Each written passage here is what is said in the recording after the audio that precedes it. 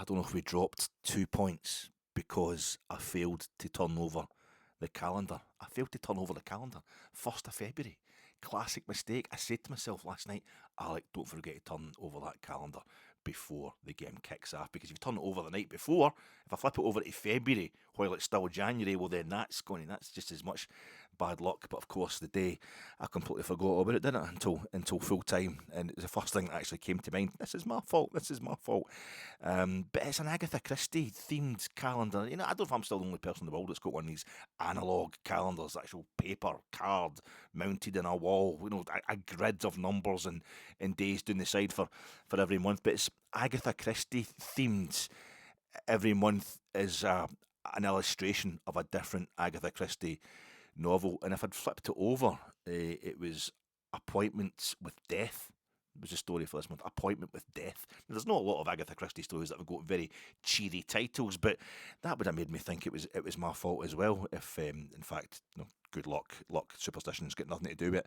And I'd flipped it over this morning, we dropped 2 points, and it was always Appointment with Death. Or maybe the fact that we've actually managed to pick up a point for this game, despite the fact we hardly had any shots on goal, and Hibs seem to be in our box every 2 seconds. Maybe that's because I got the wee packet of fridge raiders, the big pack, the multi-packs of fridge raiders. You might go and get your protein on board in the morning. So I get wee cubes of protein, basically chicken. It was the southern style chicken, the blue packets. No, the kind of shitey brown, orangey colour. I'm not so keen on that, but I'll take them if I'm struggling to find them. But they're on a deal in Morrison's, so I get them to have my breakfast in the morning. A wee bit but every now and then you'll get one. It's usually six bits of chicken inside these wee packets, which is just enough for the hit. With that, with a couple of boiled eggs, it's like, oh yeah, I can feel the protein getting in there. But every now and then you'll get one. It's 7. And it's like Willy Wonka. It's getting the golden ticket. 7, and there was 7, and there's an extra one, Maybe we've got 1 extra point for that game than what we should have. £9.72. Look up 9. But if you're feeling you're Rangers support, you feel terrible. Look up £9.72. Put £9.72 in, and just stop listening to this garbage. And go up into the bit above me on YouTube, the search bit, and just put in £9.72. Like 1972, good year for us, easy to remember. £9.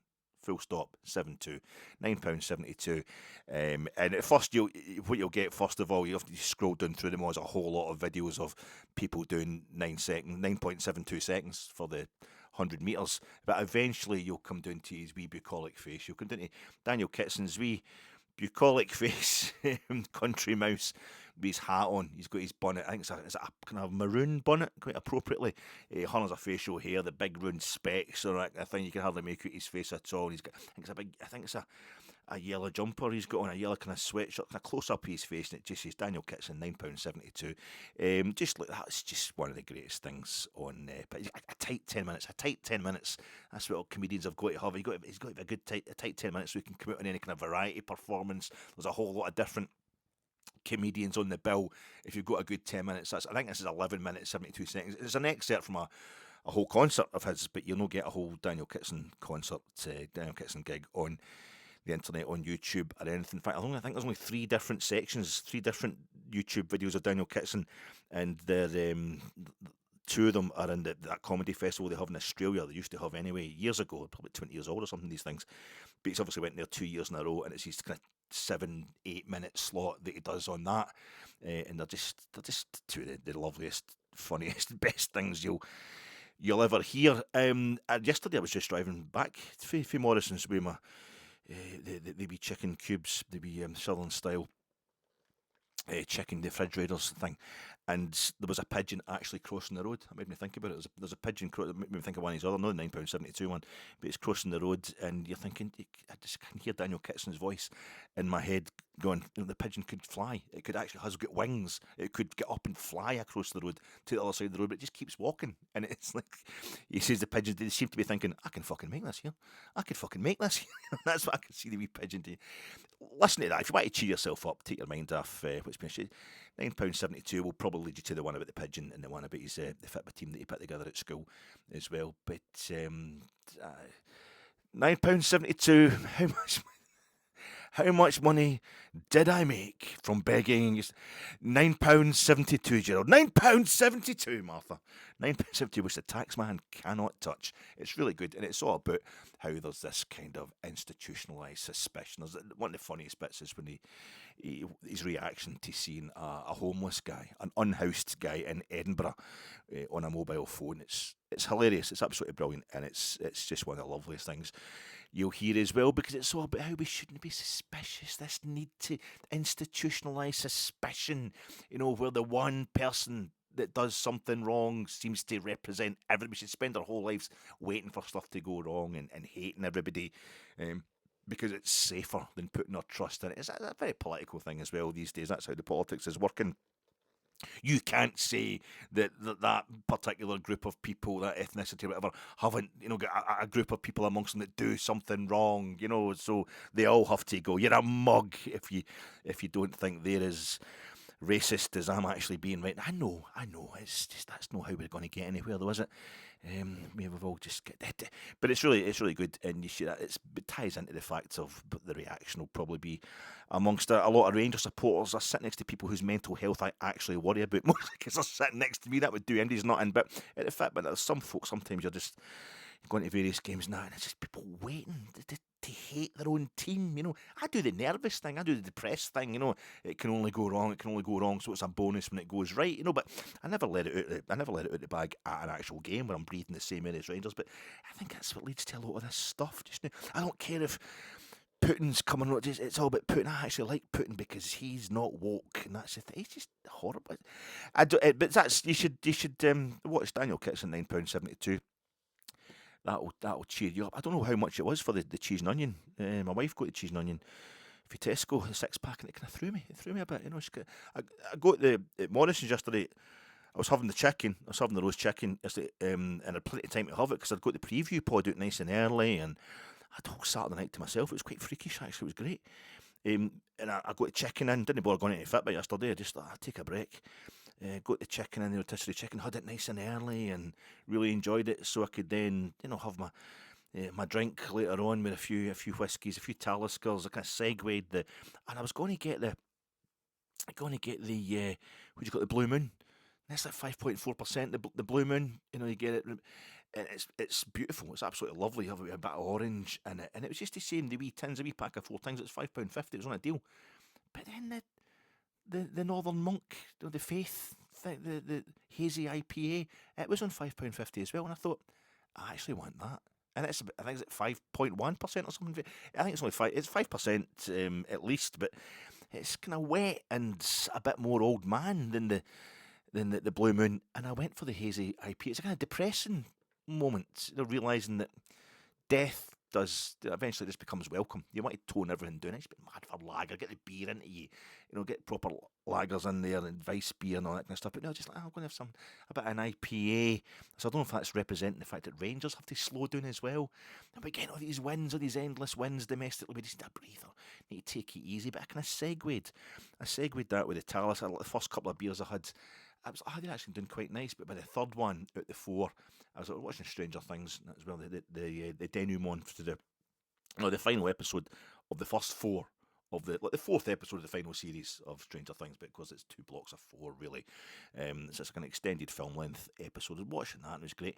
But I was having 4 of these. By the third one, I was thinking, I need some whiskey to pep this up. And then by the time I'd had the final beer, the final tin of beer, I was quite a few more Talisker and watching Phil, what do you call him, from Phil, Phil from Genesis that did the solo career and all that. Phil Collins, him, and he was doing the thing. I think Zoe Ball was interviewing him. It was on BBC. It was quite sickening. It was quite showbiz, and there was people sending about "This Is Your Life," and they were sending in videos, recordings of to say what they thought of Phil, how much they loved him. Like these kind of eulogies, and Zoe Ball was hoping he would cry every time he heard one. But there's one for Robert Plant. One for Robert Plant. I don't know about you, but all I can remember is the time Robert Plant, when Phil Collins did Live Aid and he went to the one in America, he was going to Live Aid in Britain, and then he would fly over and he would do Live Aid in the States as well. The only guy to play both the concerts, not quite a thing. You get the flight over there to Philadelphia, and he was going to play drums with Led Zeppelin. John Bonham obviously was well dead. By the time Live Aid come on, this was a major thing for Led Zeppelin to get back together. But you heard stories in later years, or just recently, Phil Collins talking about how there were actually shits to him. You know, they're sitting at Jimmy Page and Robert Plant, and they're saying, just you think you can just step in and be John Bonham's replacement? You think you're as good as John? But it's like, he's dead. You're not getting anybody else to play drums for you. And I thought we'd arranged this before. I know what's going on here. Well, they're right bitches to him, but they were horrible. Gave him a real hard time. Very, very snobby. There's Robert Plant doing this week in a eulogy. Some guy, Phil. But also it was a bit kind of, when you helped me with my solo career, you just come into the studio and kind of took over, you know, and then Phil Collins is saying to Zoe, well, that's nice. I don't think I took over. I think I was just trying to be a bit more into it. There's a real kind of edge to it. I thought, wasn't it nice at all? So I don't know if that's what's happened today. It's not terrible, but it's a wee edge. And my wife didn't tell me how much I'd got the what do you call them, the McCoys. They were just the 175, so that was good and more. A wee bit of a bargain there. I got them, so they were a nice contrast with the chicken that I'd had. And I had burgers on Friday night. That was a nice contrast. I got the cheese and onion, and she'd brought it in. She's like, I got you a 6-pack of cheese and onion for I'm like, much. She's like, I don't know. I can't. I was nearly going to get the receipt after just to find out how much they were. I just need to know, because I got them for £1 last week, but it's like, just get me them. It's like a wee present. There you go. I've got that. I picked them up for you. My way home from my work. That's how much I'm thinking. I've got you this 6-pack of cheese and onion, but all I could think was, how much though? How much? Because it was £1 last week, and I'm becoming a right old man.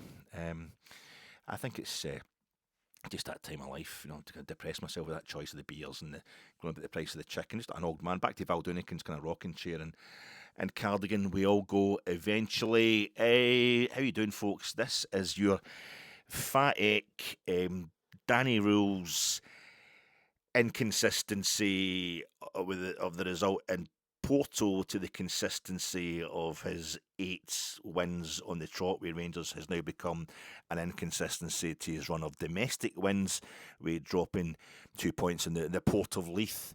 He's managed to maintain the consistency of clean sheets domestically that he's on. There was at 5 in a row, so I wouldn't panic about it too much. Immediate post-match reaction pod coming to you in association with Gersnet. Check out Gersnet tonight. It's going to be John, Brian and Scott. That's Sunday night. In fact, they'll probably started by the time I get this one uploaded, but check that out on Gersnet, the YouTube channel, or all good streaming platforms. I'm sponsored by that, and I'm also sponsored by some way to fight these venal, horrible, money-grabbing, gold-digging little grandchildren that keep sending they're obviously frail grandparents back down the stairs to get them, you know, teddy bears and, you know, bunnies and things like that. You know, I need Bunny before I can go to bed. Well, you fucking just come up the stairs, didn't you?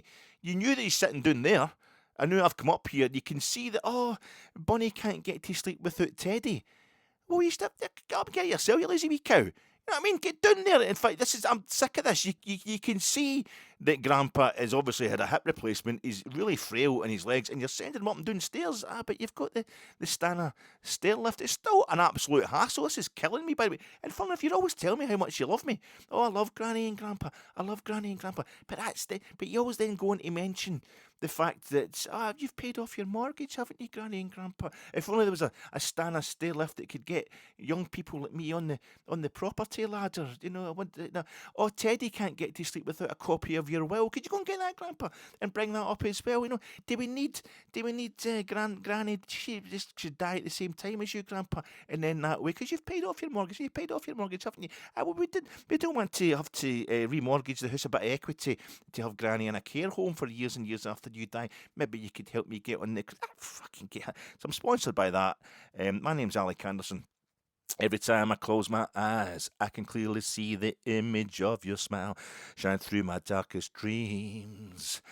I never thought that I'd find myself this close to you, my dear. Tell me what it means. I can feel your sweet caress wash away all the loneliness that I once felt inside my heart.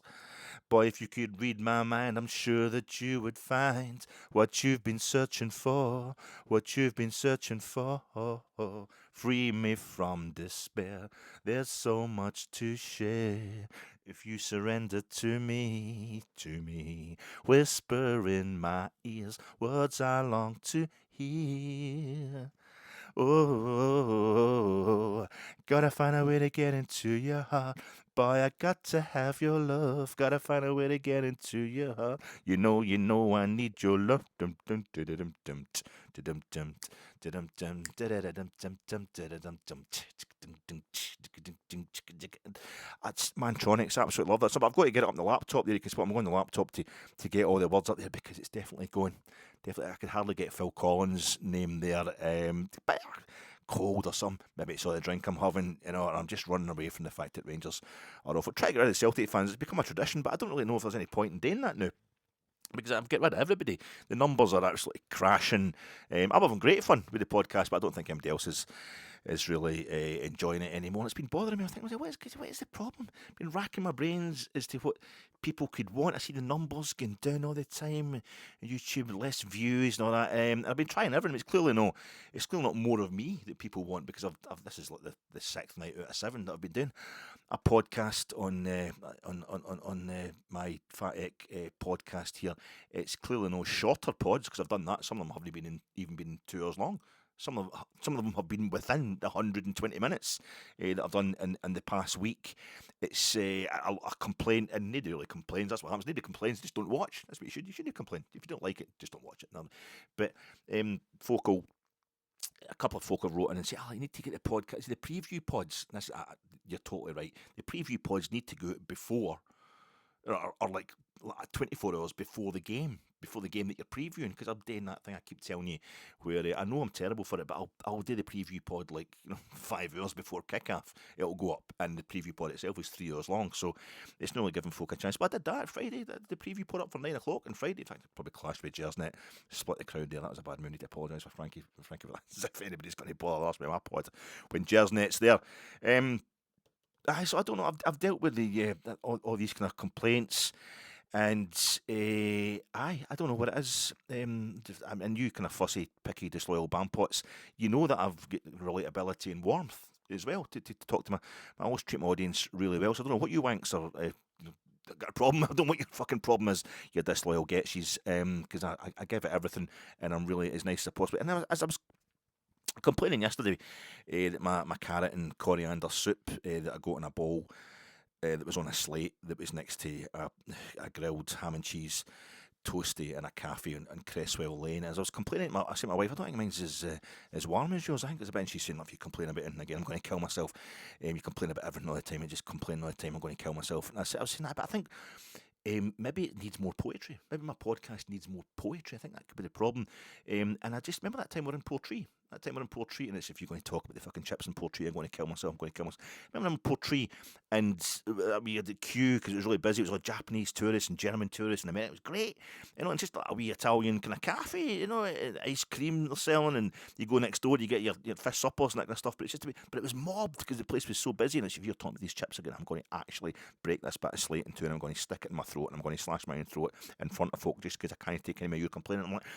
And I remember we're going to get the burger, and you like when the lassie came, and she's like, "What are you having?" And I was like, "Fish and chips." She was like, "I thought you were going to have the burger." And I said, "I know, I've seen them going past with the fish and chips, and you call it fish and chips, but it's on a plate, but it's coming from the same bit that if you put it in, a newspaper or the packet, but if you go out the takeaway bit, you'd call it a fish supper." But it's quite interesting that. And I said, if you talk about the chips, I'll absolutely kill myself.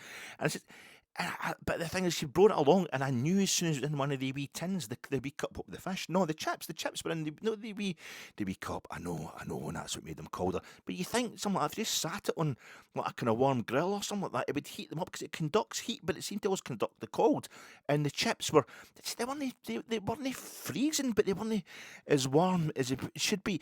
And I think it's that maybe I'm starting to wonder. I have this complaint all the time. If you complain about me, I'm going to top myself. I will top myself. I'll take that fork and I'll stick it through my eyeball and push it up to my brain just to stop hearing you complaining. Why do you come out with me? Why do you come out with me?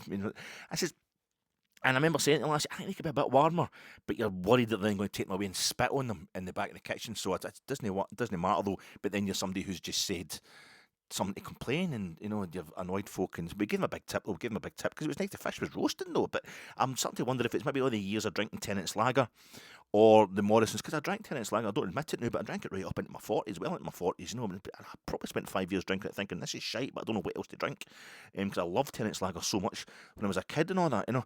I mean, in terms of drinking in my late teens and into my 20s and that, I was quite happy with tenants, but maybe it's coated and I drank so much out of cans, and maybe it's all the tins of soup, because I work from home a lot, so I'll have like a tin of Morrison's soup for my lunch just about every day, so maybe there's wee bits of tin have come off over the years, and I've got like a Teflon coating in the roof of my mouth, and that's why it doesn't conduct the heat the same way. And maybe like a chef in a restaurant who's gaining these, what I think are kind of lukewarm things on our plate we're paying good money for, maybe he would actually think that the soup heating up in the house is like totally roasting. It would burn the roof of his mouth off. Although I don't know why a fully trained chef would ever want to have a tin of Morrison's pea and ham soup. And for a chicken, then it was just some splashing on me, kind of red. I don't know if it's tomato sauce or something like that. And I heard this folk shouting, your wife, you know, and the ambulance was coming and all that. But I was just kind of carrying on. I was just examining the soup and that, and I think it was all right. By the time I got to the bottom of the bowl, though, it was definitely freezing. But I'd come to the conclusion, I think it is the poetry. And at the same time, I had my phone out to try and look up, what the temperature of a good soup should be, and if there's any recommended temperatures, and where I could get a thermometer to measure it in future. And I saw there's already measurements on my phone, because I'd taken a note of the dimensions of our television, because we're going to get a new television. The old television's 40 pieces. I was just going to nip up to Tesco in Maryhill. I think it was so I could check out the price of the cheese and onion crisps, the 6-pack as well, just to see if she'd made a mistake there. But I'd got the dimensions of the and I'd done it in inches and millimetres, because it's so long since we bought a telly, I can't remember what. It's probably going to be inches on the boxes and all that, because it's a difference. It looks different in a big shop, big massive kind of superstore at Tesco and Maryhill for what it does look like, and it looks like in your house. You don't want to tell it's too wee or too big, because I've got this wee thing this wee kind of unit thing that we would put it on. And I just looked at the measurements I'd taken down in millimetres and inches, and I just thought, imperial or metric, whatever way you cut it, my pattern's just pathetic. Maybe I'll just shut it. I've got to put out the bins. Brown? I'll check the schedule. Then I'll give my hair a rinse. Brunette, dyes running down my head, Joe. I've noticed I like to change my shade at the start of each month. The burnt auburn's molting grey, like our winning domestic run. So, my name's Alec Anderson. I'm here to talk to you about the fact that Rangers' run of domestic wins has come to an end with a 0-0 against Hibs. Hibs have won once against top 4 clubs this season. I hate that kind of stat, even though it was in the derby against Hearts, when Hearts are running away with the league title, so that was a really good win. I hate hearing that kind of stat, although it was nice to hear it on Premier Sports. Thank God no Ailey Barber, no Boyd, no Sutton, just Connie McLaughlin, Chaz and Hutton. September 2006 since we last lost at Easter Road in the top flight. I hate that stat as well. I hate that, because you get the fate tempting aspect of it. No, eventually it's something that's going to happen one day.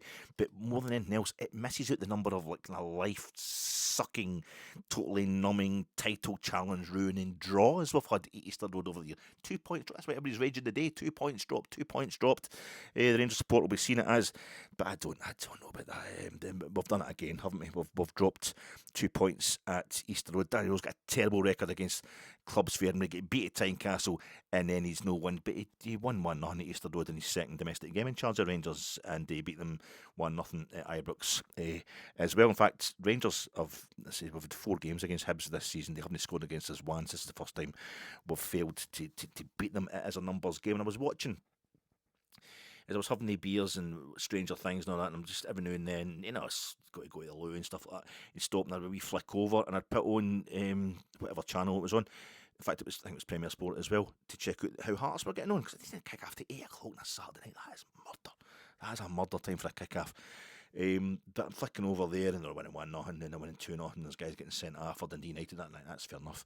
And I saw that they won 3-0 this morning. And I thought, well, that's they're running away with that league. But number one, we've discussed this before, or I've discussed it to this camera in this room that's boring everybody's tits off. But I was discussed the fact that Hearts being ahead of us bothers me not one jot. I didn't even remember that it was only 7 points. Hearts had gone back to 7 points in front of us by playing earlier last night and winning their game. I thought, oh, Christ, I thought it was 9. I thought we'd be back to 9. That's right, we gained points on. Did we gain points on Bath? Hearts and Celtic last weekend, I'm thinking to myself, how's that? I remember one other result going away, but I don't remember two other. Oh no, we're playing each other. That was the thing. I'd actually forgotten. Despite Rangers beating Dundee, that was fantastic. That was great fun, but I'd separated it in my head already. It doesn't mean that much to me. It's like it's about finishing above Celtic. It's about finishing. We're so used to the annoyance being finished. I think it's because Martin O'Neill's back there as well, and I really don't like him. It would be really nice to finish it above Celtic. But obviously, if we can finish above Celtic, we're going to probably finish second at worst, so you're in the Champions League spots. I know there's a big incentive now because if Olympiacos don't win the Greek league and it's very tight, then we would go straight into the Champions League group stage if we win the Scottish title. But I'm not really that bothered about Hearts winning it instead of us. But maybe it was also the fact that when I saw they'd won 3-0, it reminded me, and I was thinking about this last night, I didn't want to get into it. They won 3-0 at Tannadice. I'm sure in the run-in of the 1985-86 season, the last time Hearts really... There was this spell under Romanoff when they split the old firm, obviously, but really, it was at 2006. That's 20 years ago. Oh, it's every 20 years, isn't it? The amount of challenge. Maybe... I think that it was probably March, April. I'll need to look it up and find out who scored the goals. I'm sure John Robertson pings one dramatically into the top corner at Tannadice, when Tannadice was still the brilliant venue that it used to be when it was terracing around kind of 3/4 of the stadium was terracing, and you had the old, instead of the George Fox stand, it was that old North Terrace, and it had the money for Ray Stewart going to West Ham had paid for them to put a roof over it in the 70s, and that's when I grew up. And going to Tannadice in the 80s, the roof was always there as far as I was concerned. But Hearts had as big a support as Rangers or Celtic would take to Tannadice in the days. I remember watching it on television, and it had the feel. Hearts went and they pasted Dundee United 3-0. Dundee United had been champions of Scotland just 3 years earlier. They'd got to a European Cup semi-final 2 years earlier. They would get to a European final the following season. So it was a really difficult fixture, a really challenging fixture. Dundee United in those days, Jim McLean's Dundee United, but Hearts went there and blew them away 3-0.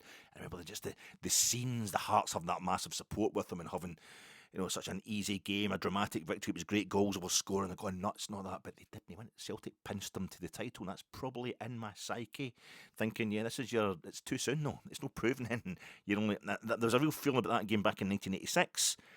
And run into the 85-86 season that, yeah, this is major, this is the Hearts are going. And plus Aberdeen had been champions the previous 2 seasons, Dundee United the season before that, so it wasn't as big a deal that they thought that a non-Old Firm side would win the league. But it was I feel as if that maybe didn't have me as worried as I should be when Hearts won 3-0 last night, for all sorts of reasons, immediate and historical. But aye, the starting 11 today, massive news. James Tavernier at the ground. He made his competitive debut and scored his first competitive goal for Rangers. That was the same game against Hibs in the Challenge Cup.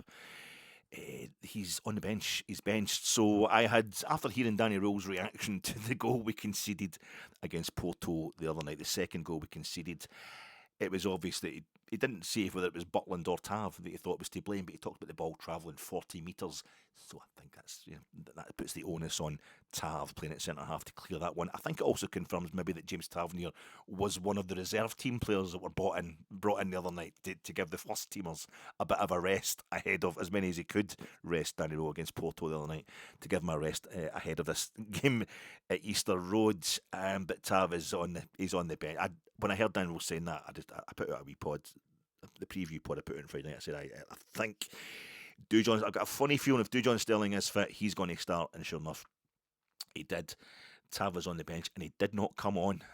James Tavernier, that's quite a comment. I think the man has been phased out, and made 5 changes. The other kind of big one for me, nothing else was particularly surprising, and I'd after hearing Danny Rowe his comments on Thursday night, I wasn't really surprised about Tav being dropped. I kind of expected that. I predicted it in my starting 11, but I'd predicted Mikey Moore would start. I predicted the whole team, the starting 11 today, except I thought Mikey Moore would start on the left-hand side, but Gassama comes in. I thought, Gassama played most of the game against Porto. I thought they were doing a wee swap thing. We've got Skov Olsen, obviously, is going to start on the right-hand side this time, but Gassama scored against Porto, and he scored against Dundee last week, so he's on a scoring run. It maybe makes more sense. Maybe Mikey Moore was feeling a bit tight or something.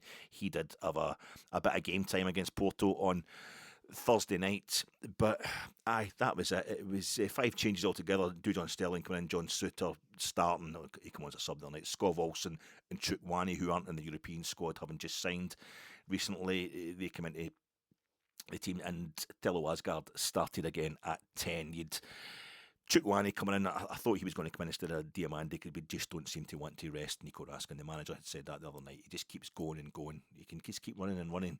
I don't know if the day was the day he ran out of steam. He's definitely going. He was definitely all over the place, all over the park today, Nico Raskin, but maybe that edge is getting lost. Aye. The new signings were starting again at the second Sunday in the trot. We had the orange kits on. It actually looked quite good today. I think it was against the start of the game. It was a bit dull. It seemed to be. I'm watching it in Premier Sport. I wasn't at the game, but it seemed a bit dull. And I think, that green everywhere at Easter Road, just our bright orange kits. Actually, we were bringing the sunshine. The sun came out pretty quickly, but I think we brought it with us. And within the first 30 seconds, it was Miguel Chaiwa. Is it Chaiwa? He gets taken out of the game not deliberately, by big Manny Fernandez. Again, it happened against Porto the other night, straight from kickoff. They're in our box, Porto, whereas Hibs have got too close to our box for our liking, and then they kind of spin towards the ball. Big Manny Fernandez' arm goes out and catches Chaiwa of Hibs on the chin. That's the first 30 seconds. He goes down totally concussed. Not totally concussed, but rather concussed. And he tries to play on. I thought it was quite sick. I hope he's all right. It's always dangerous when you see somebody getting a head injury. I really hope the fella is okay, but it was quite ironic when you saw the sponsor on his back, Impact. He certainly felt the impact there from our big centre-half. He couldn't carry on. He tried for about another 8 minutes and he eventually had to go off. Third minute, we piled on the left-hand side. Asgard wins a corner when his shot's blocked. We feel as if we win the header and a corner. Another corner, and John Souttar's complaining about it, but not to no avail. It's clear we're kind of getting Jaden Magoma already. We're getting him to rampage down the left-hand side, or left back, and hit that line, hit that byline, whip it across. 10th minute, Hibs causes a slight flap with a long throw into our box. 11th to 13th minute, we're pressing high, energetically, a bit of purpose. Magoma, Chermiti, Asgard, Gassama, all over to the kind of left-hand side. They're focusing and they seem to be doing well. They're very energetic, looking a bit dangerous, giving Hibs a lot to contend with. Maybe it's the orange kits that are confusing me, but look, we're flashing all over the place. But at least 3 of those guys have been written off by our support in the last 2 months. You're thinking suddenly you just expect these guys to be playing at this kind of level. This is going to be great. What a game this is going to be. It's a bit wild, a bit bitty, and it's not a very tidy game at this point in time. Mostly in the midfield, but it's mostly us taking it into the Hibs half of the pitch. We're winning the ball without creating any kind of clear-cut chances. But this suits Chukwani. He's doing really well. He's doing very well. The new kind of sitting midfielder that we got from Sturm Graz, and he's kind of thriving and winning everything. And this is not one of these away games where we go into an ambush where somehow we seem to have forgotten that every other team in Scotland hates us and they would love to beat us, especially Hibs and Hearts and Aberdeen and that kind of stuff. We are taking the game to them as much as they are. We've got I'm not getting flustered by the home team wanting to kill us. We're up for the slaughter too, and we suddenly look like we've got the lethal kind of capability to match our bloodlust. We've got players now that can actually go for it. They can go for the throat, and then a slash of sunshine comes through the corner between the away stand and the Hibs main stand, and it goes right across the corner of our box and goes right up to like halfway lane up into the east, that big tall raking east stand. They've got Easter Road. 22nd minute, John Souttar's tackled. He goes over.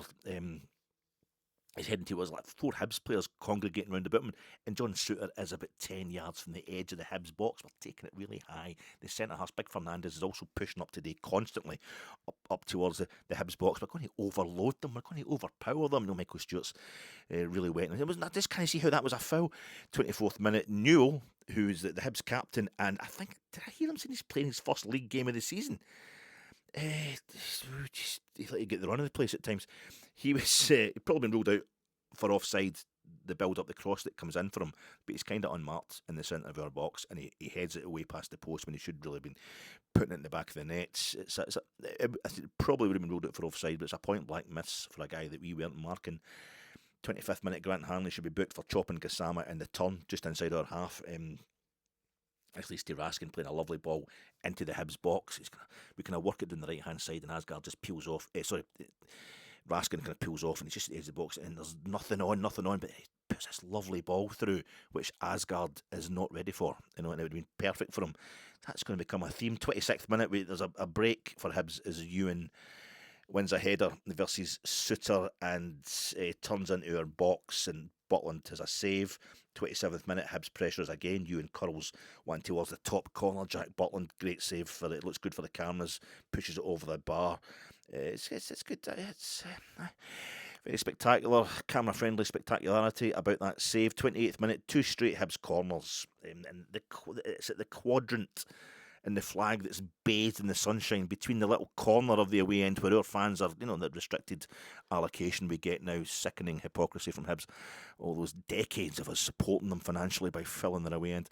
And there was a stats going on about how they'd failed to score, how so rarely Rangers fail to score at Easter Road. And I'm thinking the last 2 times I was at the game where David Zitelli scored and they beat us 1-0. Alec McLeish was a Hibs manager. I was in the press conference on that as well, and I was at the game where we drew 0-0 with them in the Scottish Cup under Walter, 2007-2008. I went to a replay at Ibrox where Walter was square going mixed with Patalainen in the Hibs technical area after a wee red card for Nacho. But it was, I think every time I go there we fail to score. But I'm an old man, and my attendance at away games is getting more and more spotty. But this bit of sunshine, it's coming right through, and it's just that one corner flag, and it's only because Hibs get constant corners at the same side all the time for the rest of that half. I looked up at the end of the game. I think Hibs had 9 corners, we had 8. I thought it'd be something like 30 to 25 or something like that. It just seemed like endless corners in this match. This is the start of it. Yeah, we'd already had one, but Chermiti puts it out for a shot. They're on this corner, and I think what it was I kept thinking to myself, oh, it's sunshine on Leith. They're going to be. It's a sign. I sat in that East Stand for that game against Leith Rovers, the Challenge Cup final. I just remember I could see through the corner. The game was so awful in the extra time before we get beaten. Just sitting, it was right up the back rows, and I would see between everything and just get distracted and just look at the view, between that main stand and the away end corner, the away stand corner. And the sun was piling in it today. So the corner comes over, it's overhit. Chermiti kind of ushers it for a shy on the far side, but it's soon another Hibs corner, the same corner. This is their first kind of spell of pressure. Fernandes gets some kind of low-level racist profiling from Michael Stewart. He's too easy-ozy. He's too laid back. Lovely teeth and all that. And great natural rhythm. He's probably a great dancer, but he just can't quit. And I'm thinking the fucking sun's in his eye. He's playing in towards the sun as he's trying to usher the ball. He's trying to see where the ball is. He's probably blinded by the sunshine being right in his bloody eyes.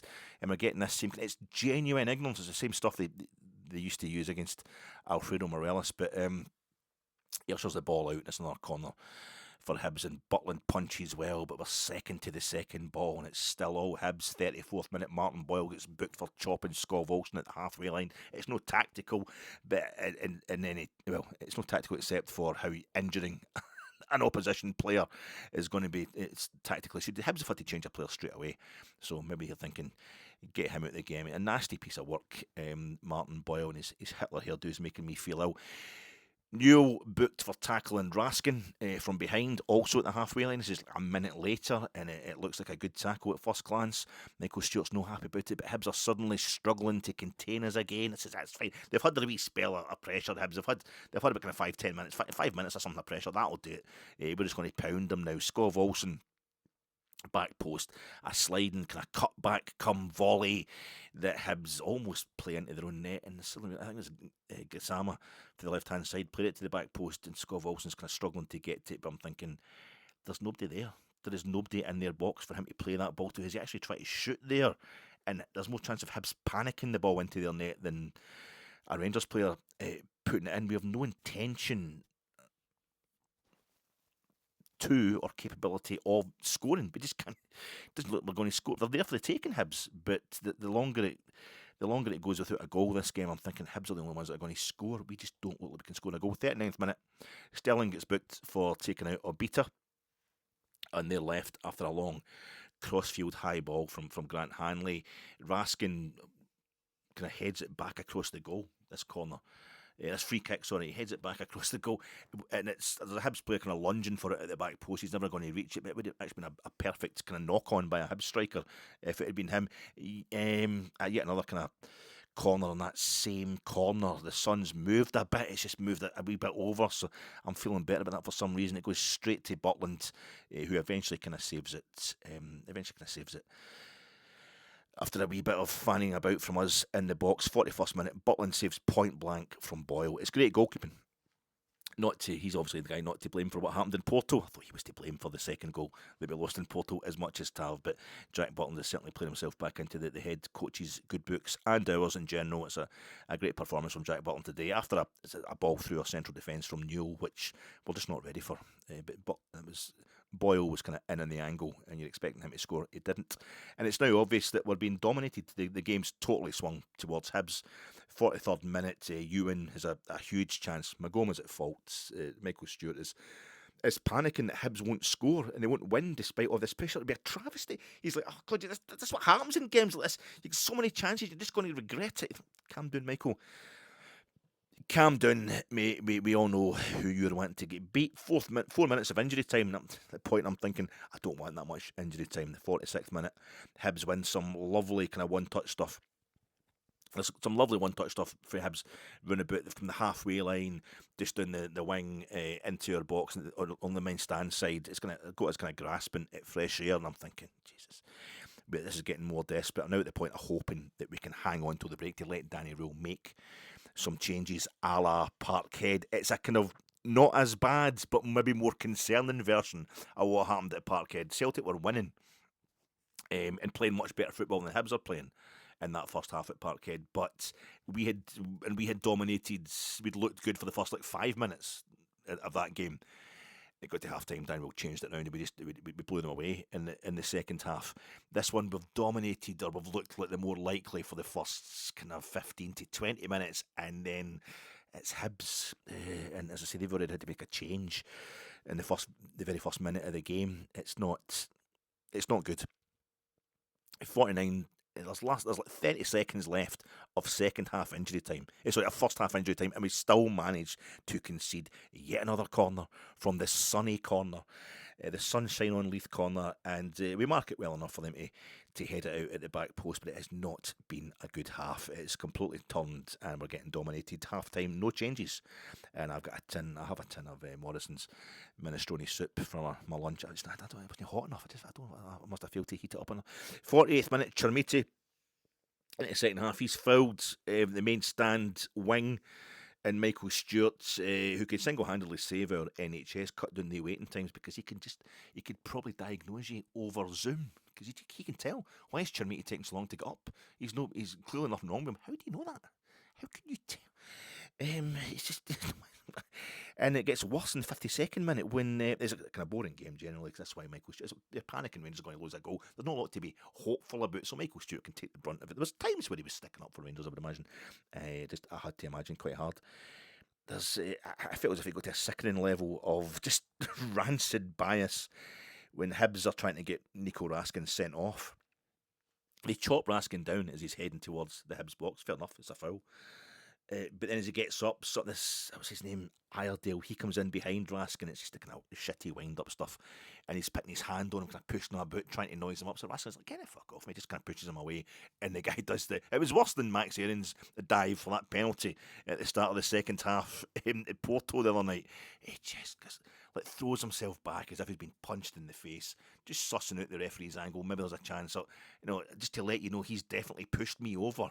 It's got a thing. And it's just this Michael Stewart. I mean, Iredale's not done anything. What's he done? He's he's diving like a fucking cheating bastard. He's diving quite badly. He's been punched out by Mike Tyson. It's just the game's gone very badly, and Michael Stewart is the soundtrack to anything. The most suited soundtrack to anything that's going badly in your life. 56th minute, we make a substitution. Moore comes on for Gassama. Should Scov Olsen have gone off at that point because he's doing nothing. We've got to play him into the game. We've got to play him into the team. I know, but he's not really offered anything that I can remember. But neither has anybody really at that point in time. But Mikey Moore comes on for Gassama, who did have that shift in Porto, so he probably should go off first. But maybe we should have started with Mikey Moore to help us build up the pace. But because we get a couple of corners in this time, but we're not really working their goalie at all. We haven't done all game really what the Hibs goalie. Remember the hour mark, we're starting to at least reduce Hibs taking a poor, hopeful balls into our half. Maybe we're starting to control the game. Nah, they're just they're breaking on us again. Boyle's away into space.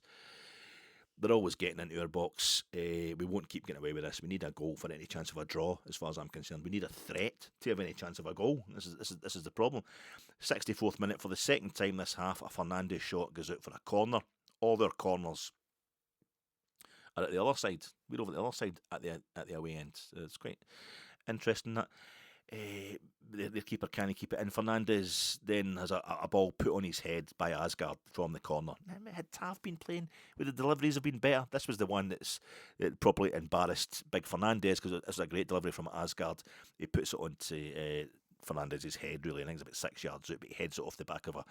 It looks easier to head it straight in the top corner, but he heads it off the back of a Hibs player instead, straight in from 6 yards. But we kind of keep relying on the big man to win his games. He's doing his bit and then some in this game. 66th minute, Boyle goes off for Hibs, but will Hibs go off the boy?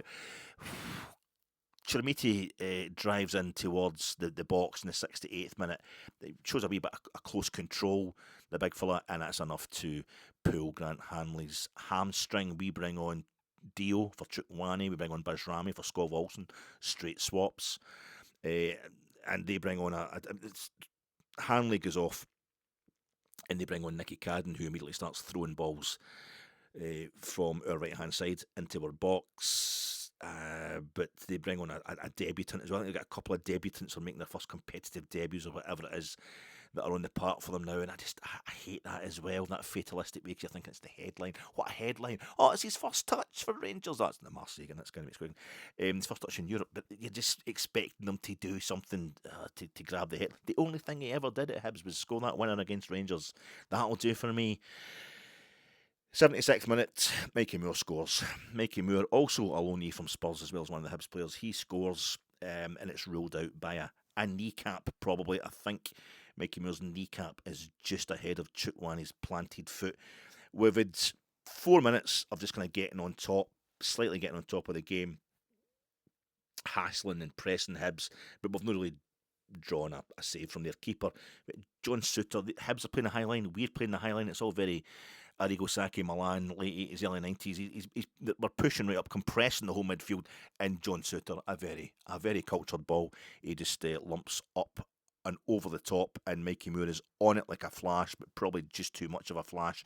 He's getting kind of pressured, big physical defenders from Hibs, but he holds it off really well and slams it into the bottom corner. And I'm thinking, as soon as the ball went through, I'm like, that looks like it could be offside. Don't get excited here, Alec. Don't get excited. You fucking yes! As soon as it goes in the back of the net, you can't hear up at the seat, and then they're blowing the whistle, and it's the exact same time as Mikey Moore's going, oh, bugger. I'm going, oh, bugger.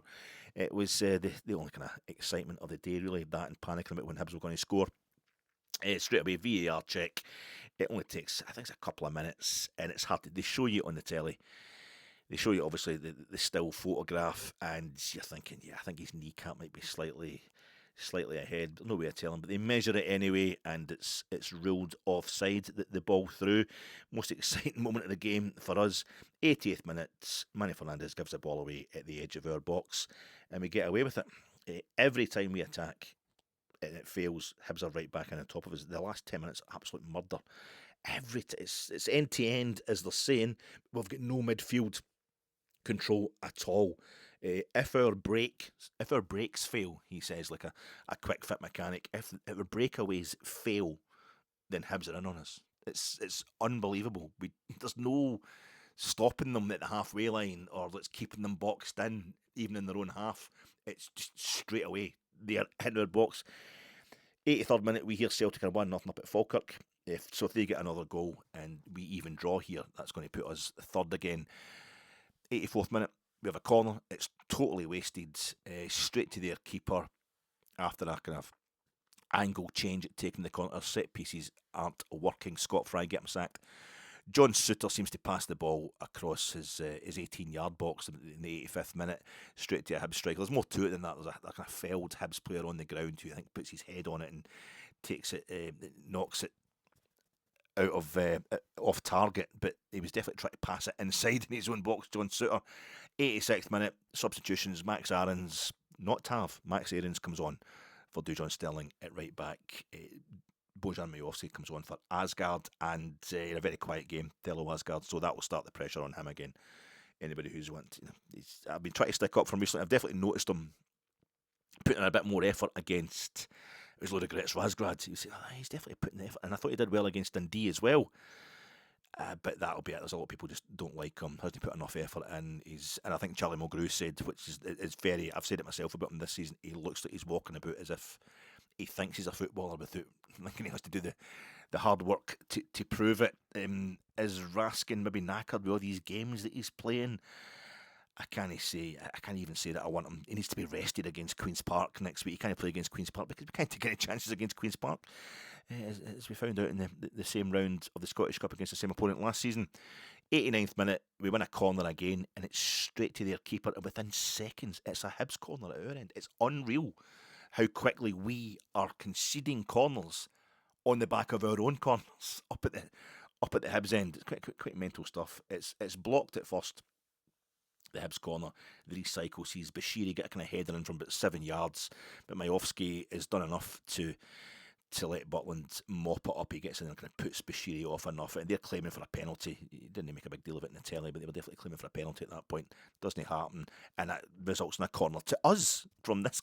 So it's just becoming stupidly end to end, which of course we do nothing with that corner. 6 minutes of injury time and we look knackered. It goes up for 6 minutes and I'm thinking this isn't good. There's no way. This game's got Hibs late winner written all over it. 93rd minute, Hibs are in, but they're offside. It's offside when we go through on goal. Bajrami has a shot from the edge of their box, wild over the bar. 94th minute, Bashiri tackle saves Hibs as we work probably our best move of the entire game to put a ball across the kind of 6 yard box instantly. It's a corner for Hibs at the other end. It would have been daylight robbery for us to score, but I'm into daylight robbery. I believe in that. I'm quite up for that. I mean, Martin O'Neill's been doing that. Celtic, daylight robbery at Easter Road, daylight robbery at St Mirren, daylight robbery at Falkirk. There's no problem with that whatsoever. Taking that, but that is our best move of the entire game. And as that ball goes in, I'm thinking, yeah, I can believe. So there's no point in me sitting here saying like, I knew we weren't going to win. I knew. You get through the emotions. Scrappy as hell in the final couple of minutes of injury time, as per our middle of the pitch. Just the middle of the pitch stuff has been abysmal. It's just been bypassed easily by Hibs continually getting to the middle of the pitch stuff. That's where we're stopping the game, as that Portuguese journalist was saying in the post-match presser in Porto. That you're pushing teams down the flank. So that whole tactic, it's not really working. But it's putting Hibs down the flanks. They're still getting the balls into our box though. And at one point though, Bajrami cuts it out on the flanks and then takes it into the middle of the pitch and gives it away in the middle of the pitch as well. Big Fernandez intervenes, and while Jack Butland may be our only player to only contribute positives, to make no mistakes in the game, Big Manny, despite some hairy moments, I feel he's our man of the match in what's been a crappy team performance. He's always trying, and his push forwards wins a shy, which sees Magoma cross for Miovski to contrive an overhead kick. The defenders are all over him. It goes straight in the Hibs goalkeeper's hands, and that's it, full time. And the biggest thoughts here are A, thank God Tav wasn't playing. B, Asgard will take his place as the scapegoat. C, there's no need for scapegoats. No need for scapegoats, as this team has done well to get back to this stage, and still making it a title race. D, we've just drawn at a venue Hearts lost at this season, just the beginning of this month, or beginning of last month, beginning of January. E, it's the first slip up in well over a month of a very intense schedule. It's 21st December, we get beat at Tynecastle. A very intense schedule, which has all been all about dragging us back into the title race. It's the first meaningful slip up.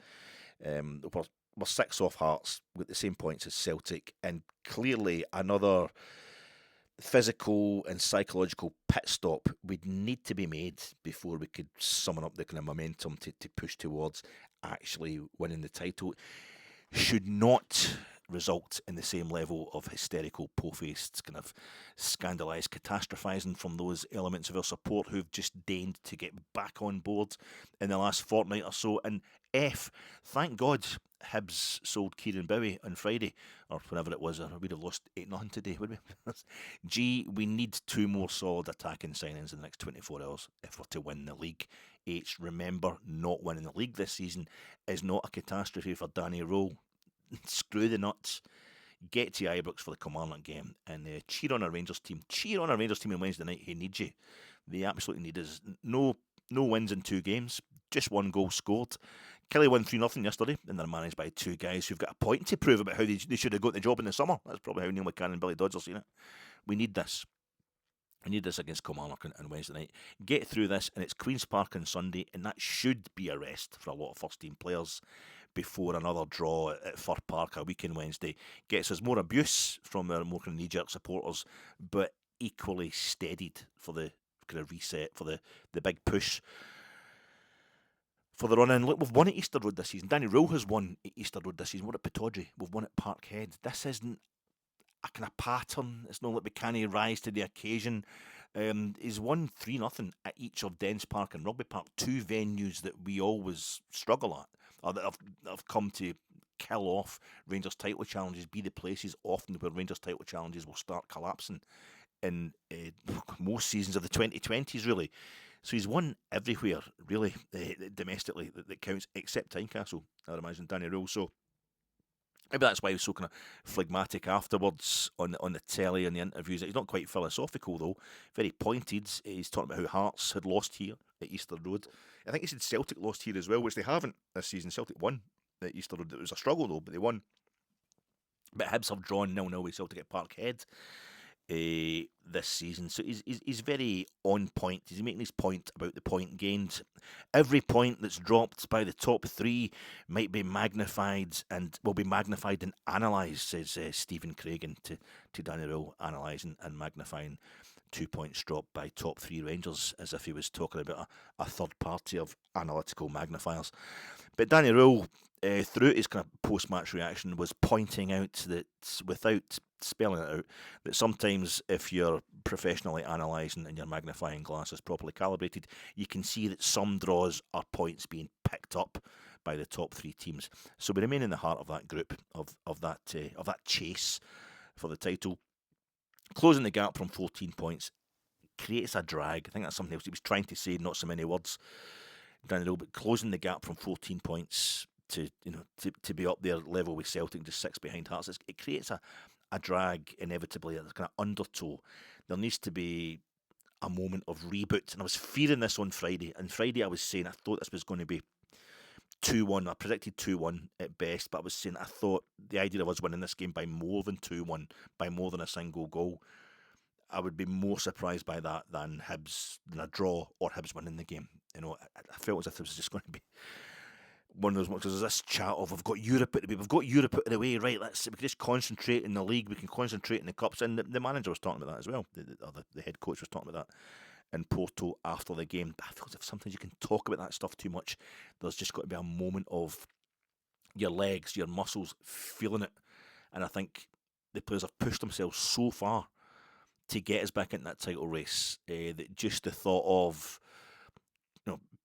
us getting new players in to help them, of them getting a bit of a rest, maybe the Kilmarnock at home in Queen's Park, it seems a bit of a rest, just get to this point, but you start resting in anticipation of that moment of being able to take it a bit easier, and you start resting too early.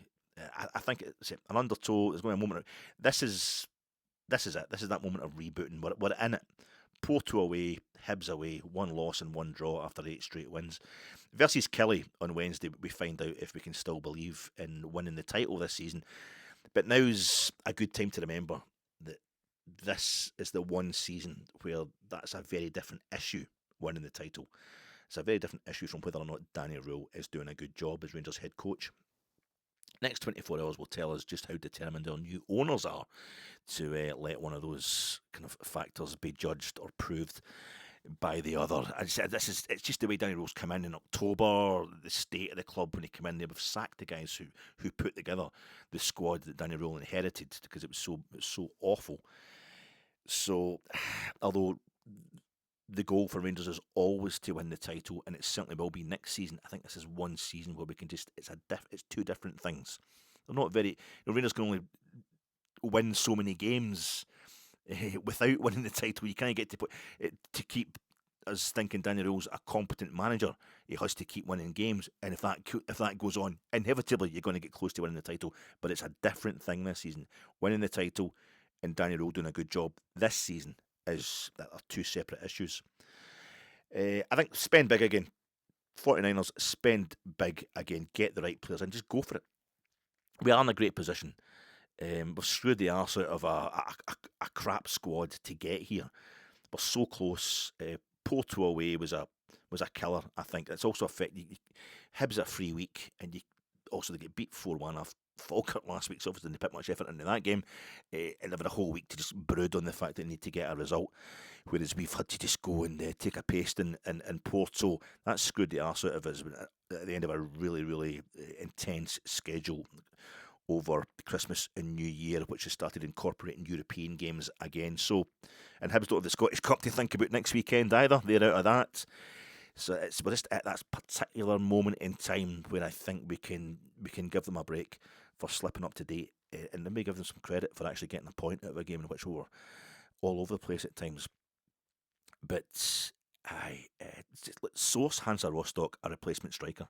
Just buy them a replacement striker for somebody else in Germany, so we can get big Nadiri off them, and for Christ's sake, buy somebody from Motherwell before our supporters a collective heart attack about that. I'm already trying to explain. I'm such a superior Rangers supporter. I'm here to tell other Rangers supporters how to feel. I'm already trying to explain to these people that this is only a natural pause to the remarkable progress under Rule. We had those painful draws with Falkirk and Dundee United, and they lost to Hearts. Yet here we are. You get these little moments. This needn't cost us the title if we just see that these players need more help. We're bedding in Skov Olsen and Chukwueze. That has slowed us down in our past two league games. It's exhausting everybody else for 3 months. Has cost us 2 points today. Make a transfer statement before 11 p.m. on Monday, and you'll walk out to a love-in on Wednesday night from a support who absolutely understands the power of love, but ultimately only trusts the power of cold, hard cash. What we were all singing to you, 49ers, Danny Rule players, what we were all singing at you so joyfully last Sunday, we now this Sunday reiterate to you, not as joyfully, but certainly not threateningly, because we're in no position to be chasing owners of your guaranteed magnitude, Mr. Kavanagh and Mr. Narati, but we would just make our now standard Sunday kind of plea: roll up and spend your last dime. See, we've even converted it to your currency just to make you feel appreciated. Love you, but we love your money more.